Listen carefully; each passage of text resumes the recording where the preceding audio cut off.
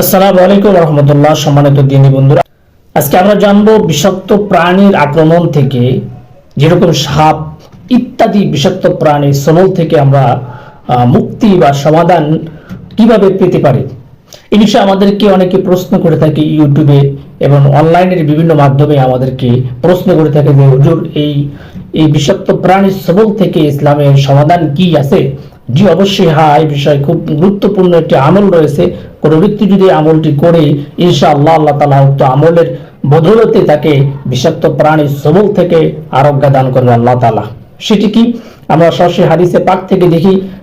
জামে তিরমিজির 3604 নং হাদিসের বর্ণনা রয়েছে। নবীজির একজন বিখ্যাত সাহাবী হযরত আবু হুরায়রা রাদিয়াল্লাহু তাআলা আনহু হাদিসের রাবি।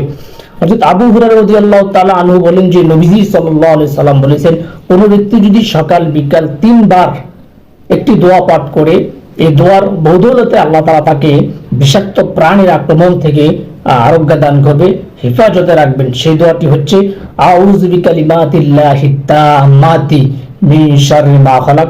আমি আবারও বলি, আউযু বিকালিমাতিল্লাহি তাম্মাতি মিন শাররি মা খালাক। আমরা প্রত্যেকে উক্ত দোয়াটি মুখস্থ করে নিব এবং সকাল বিকাল নবী সাল্লাল্লাহু আলাইহি ওয়াসাল্লাম বলেছেন 3 বার যদি কেউ পাঠ করে, আমরা আরো বেশি পাঠ করতে পারি।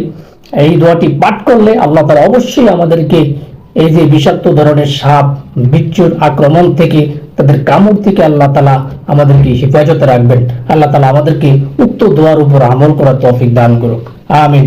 আরো যদি আমাদের গুরুত্বপূর্ণ কোনো প্রশ্ন থেকে থাকে, সেক্ষেত্রে আমরা অবশ্যই কমেন্ট করে জানাবো। ইনশাআল্লাহ কোরআন এবং হাদিসের আলোকে আমরা চেষ্টা করব আপনাদের প্রশ্নের উত্তর দেওয়ার জন্য।